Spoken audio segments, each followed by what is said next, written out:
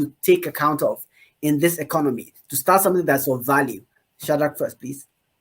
Thank you kindly. Back in 2020, one of the global experts within my proximity said something like this about COVID and digitization.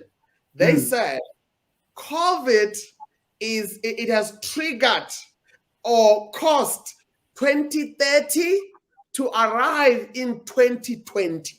What does that mean? It means as far as the marketplace or the workplace is concerned, there are certain milestones that Africa, the US, Canada, China, and of course, Switzerland and other localities, we might have reached those levels of digitization or those levels of job insecurity in 2030. But thanks partially to COVID, it has kind of like brought a hyper digitization. Let me qualify that statement. By 2025 in South Africa, there's about 5.7 million jobs that will no longer be relevant. That's a South African situation. By 2025, there are at least 5.7 million jobs that will not be relevant anymore, meaning you are qualified, you are certified, you are experienced, but the job market is saying we prefer a robot over you. Maybe that's a scenario that you had to maybe worry yourself about in 2030, but COVID, thanks to COVID, partially thanks but no thanks, COVID has brought that milestone or brought that gauntlet forward. So maybe if you are considering a side hustle, or even as what Greg said, a second or a third job, it might be a good time for you to not just look at your personal cash flow, but look at the market forces around you, that somebody is moving the cheese. Somebody is innovating, and they might be innovating you right out of your job. So be proactive, don't be reactive. I thought about a certain thought leading up to this conversation or the family meeting. I thought about it. People are often saying robots are coming for your job, and COVID has kind of like caused robots to come to your job for your job faster. Then I thought about it. Wait a minute. If robots are coming for your job, there's a recent startup in Nigeria that has now made unicorn status and is now worth $2 billion because they raised about $400 million in the last couple of weeks.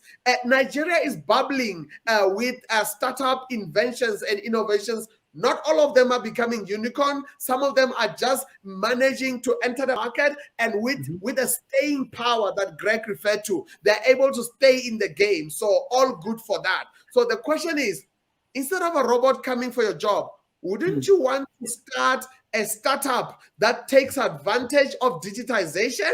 And instead of a robot coming for your job, wouldn't you want a robot to work for you? So it's a bit of a sweet deal, isn't it? A robot was coming for your job yesterday, but today you are employing human beings and robots in whatever startup that you may be starting after this conversation that propels you beyond the wall. So that's what I want you to keep in mind, that yes, COVID is a macro attack on governments, on startups, on corporates. Nobody is safe. Nobody is safe.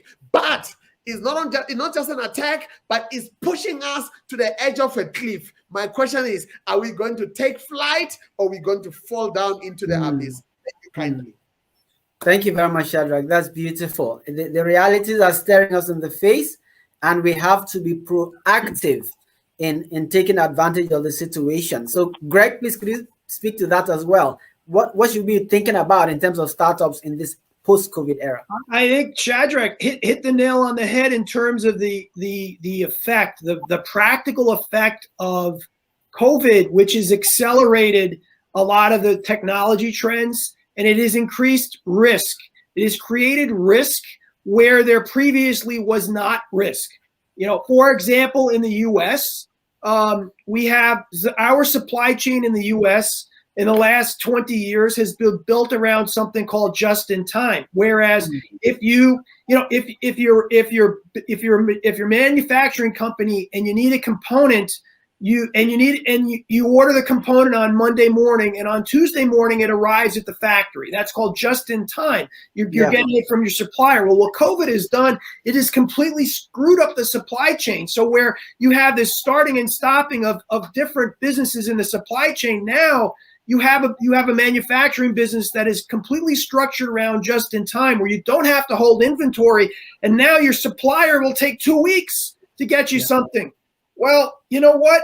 I think you've got to change your entire mode of doing business. And again, there's certain economies in Africa where that's just a problem. You don't get it just in time. And so, but your business structure isn't built around that, right? So you have to, that is completely changed. I think what Shadrack is hitting on is self-awareness.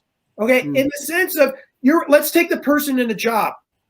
It's and you're going to get replaced maybe by a robot or artificial intelligence or something like that. You have to be aware. You come into work in the morning, you have to be aware of where the company is going, where your industry is going, and what the trends are. And you have to see, you're on a beach, it's sunny right now, you see storm clouds. You have to look up from the sandcastle and be able to see the storm clouds, and you have to be able to plan ahead. Okay. Now, I'm not saying everybody has to get into technology. There's some people that it's like, they're not tech people. They're not going to be tech people for whatever reason. That's okay. But if you're good at what you do, if you have knowledge, if you have a built-up knowledge, which you always have to work on getting, if you understand that customer, whether you're in a business or you're running your own business, you have a role to play somewhere because of that knowledge, because of that capability to create products and services that serve that customer. And so again, I'm beating this into the ground because this is the key to always having a job and always being what I call market relevant. You have to be relevant to the market. Okay, so that's the first thing. As far as starting a business, I think, and I would say this is true of anybody running a business, is that you have to understand your entire supply chain. Okay, from if you Kenneth have a client that makes hibiscus tea. Okay, so she has to understand she has to have an awareness and a complete understanding from here's my grower making the hibiscus. And here's how it's going to get shipped. Here's how the hibiscus flower is going to get shipped. And here's how I'm going to purchase it. And here's how I'm going to store it. And so now those steps in that delivery chain, and that is something that is manufactured, but it applies completely to a service business. You have to understand now COVID has changed perhaps, the timing of how that hibiscus flower gets delivered, or the issues related to moving it across national borders, or the issues related to currency, okay? And so you have to sit there and look at the risk profile of each of those steps and how it's changed. And when let's say you were working in a company that made hibiscus tea, okay? And you had one role. Let's say your role was to actually brew the tea. You might not be thinking about all those other different steps because there's other people thinking about those steps, but now you go on your own. Now you have to have not an awareness and understanding, and you have to be able to mitigate whatever risk. And so you have to sit there and not just say, can I get the hibiscus flower today? But can I get it tomorrow? What happens if the national borders get shut down? There's a war, which obviously you have issues with that in different parts of Africa. Or I can't get the quality of flour I want for some reason, or the price of fertilizer for the farmer goes up because of inflation, and my costs are going to go up. And so that is something that COVID has made more complicated. And so where you would have taken for granted certain parts of your supply chain being able to deliver what you need, now it's more complicated, and that's just a reality. And so you have to have an awareness. And so what does that mean? Once again, it does not mean you guess. What you think is really irrelevant. You go and you think. Here's the key. You think like the fellow growing the flowers. Okay, you put yourself in that person's shoes and say, what is that person's strategy? And you put yourself in mentally, and you talk to them, not just, okay, well, I'm going to talk to them. Can they deliver the flower? But you get to know them. And that way you also develop a really, really good understanding and appreciation of how you make a better product, how you get the product cheaper, how you improve the chain. And you might say, it's a lot of work, but it's a habit. And most people running businesses don't think like that. And so that COVID has made that a reality, and where you need to understand the risks. You need to really understand the risks of the components. And that's just the new reality that we're in. Great. Thank you for that, Greg. I mean, the impact, I like that of analysis, supply chain. Interesting that what it's like an equalizer, so to speak. So in the US, what used to come just in time has to now take the same 2 weeks that it takes in Africa. It's quite interesting. Yeah, because but the problem is we expect it.